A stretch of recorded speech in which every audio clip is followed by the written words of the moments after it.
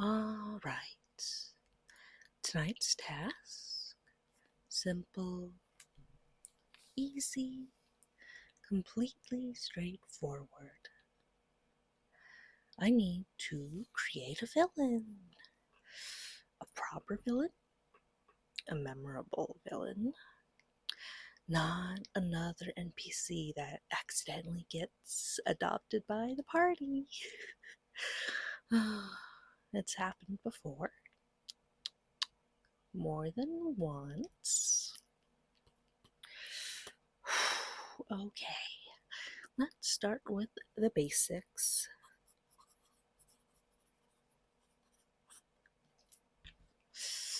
Dark Lord.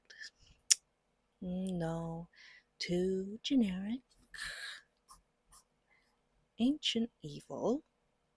Also a little generic. How about the Shadow King? Actually, no. That sounds like he sells discount furniture. Okay, back to the drawing board. Let's see. What makes a good villain? Powerful, mysterious, intimidating. The sort of person who walks into a room and everybody immediately knows something is wrong. Terrifying presence. Good. I like that. Commands. Ancient. Magic. Excellent. Has influence across the kingdom. Very threatening. Owned 6 cats. Why did I write owned 6 cats? No, focus. We're making an evil overlord, not adopting a pet. Although 6 cats is a lot of cats. That almost becomes threatening again. No, stop. Back to evil. The appearance, that's important. Let's see. Tall, definitely tall. Villains are always tall. Long black cloak, glowing eyes. Scar across the face. Wait. Didn't I use that description for a tavern owner 3 campaigns ago?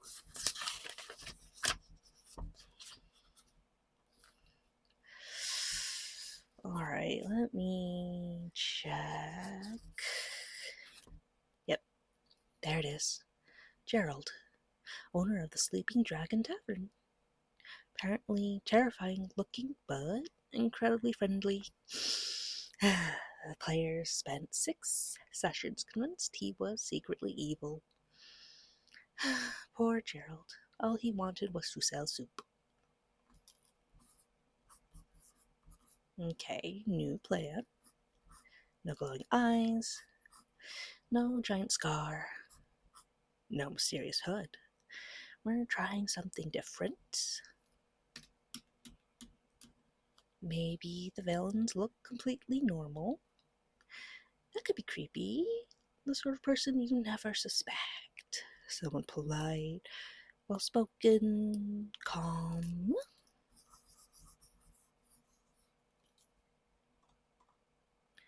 Always smiles. That's unsettling. I like that. Now, motivations. Why are they evil? This is the important part. A villain should have reasons, goals, depth. Desires ultimate power. Boring. Seeks immortality. Also kind of boring.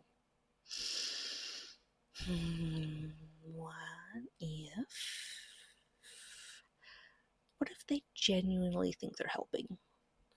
That's always fun.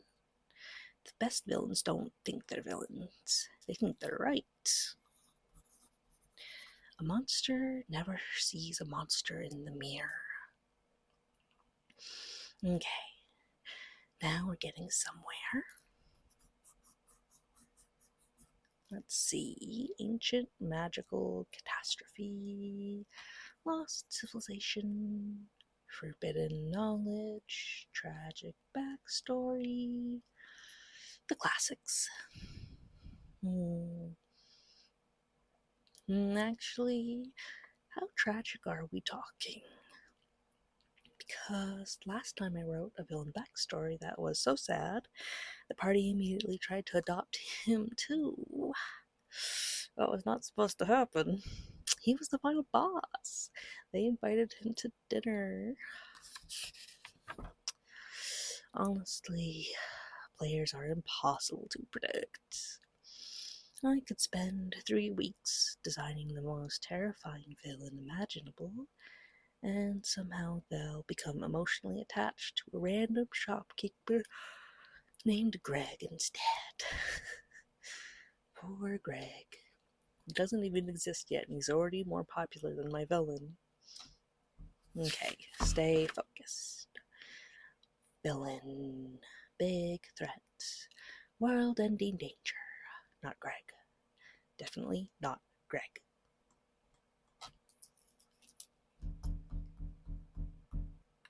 Let's try writing an introduction scene. The first moment the party meets them. That always helps. The room grows silent. Good. The air feels heavy. Classic. A chill runs down their spine. Reliable. The villain enters carrying... Why did I almost write a cat? No, absolutely not. We're not doing the cats again. No cats. We're making a terrifying villain, a world-ending threat, an ancient force of darkness, not a slightly grumpy wizard with 6 fluffy companions. Although, maybe 1 cat. No, stop. Focus. Okay. Let's continue the introduction. The villain enters carrying nothing. The villain enters carrying absolutely nothing. That's better. Confident, controlled, not burdened by unnecessary accessories. Unlike my players who carry 17 ropes, 4 frying pans, 3 cursed artifacts, and a live chicken. Oh boy, I still don't know where they got the chicken. The villain surveys the room. Good. Their smile never falters. Excellent. The heroes feel suddenly insignificant. Ooh. Drama. I like drama. Now, powers. Every villain needs powers. Let's see. Dark magic, too obvious. Necromancy, already used that. Dragon transformation, also used that. Accidentally twice. Maybe something stranger, something unsettling, something that makes people nervous without immediately explaining why.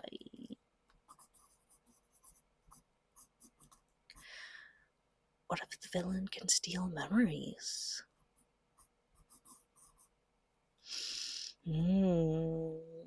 That's good. That's really good. Imagine the party finally confronting them and realizing they can't remember why they came. Yes, that's going in.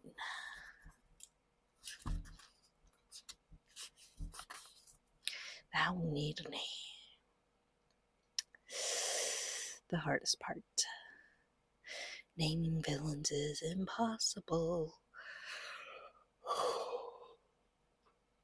Every name either sounds ridiculously edgy, suspiciously normal, or like a fantasy medication. Let's see. Malkar? No, too much. Dreadmore. Definitely too much. Nightshade. It's a little too on the nose.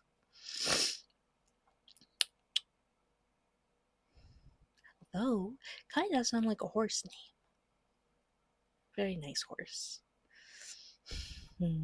This is why villain creation takes so long. Okay. Simple, memorable. Something that sounds ancient. Something people hear and immediately think, oh no.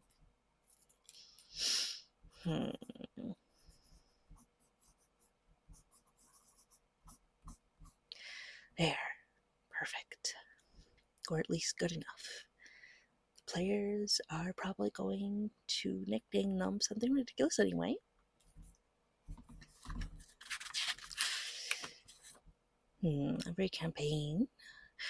Every single campaign, I spend hours crafting an intimidating antagonist, and within 10 minutes, the party has renamed them something like the Evil Taxman. Honestly, sometimes they're funnier than I am.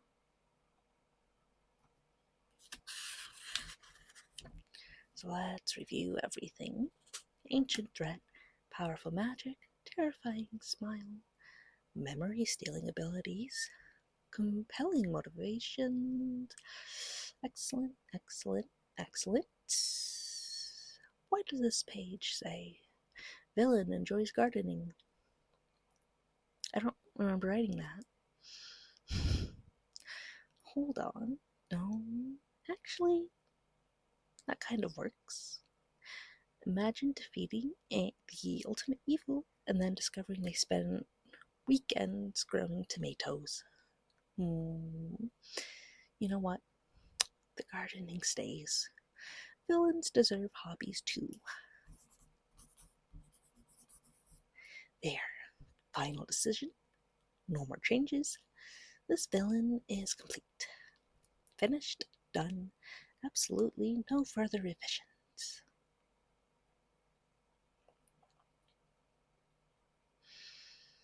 What if they have a pet raven? No, the notebook's closing. We're done. Before this terrifying, world-ending villain turns into somebody's weird uncle. There. Session prep complete. The villain is ready. The notes are finished, and hopefully, the party actually fights them this time. Although if history is any indication, they're probably going to adopt Greg instead. Poor Greg. He still doesn't exist yet. Somehow he's already stealing the spotlight. Alright. That's enough villain writing for one night. Let's see what chaos happens tomorrow.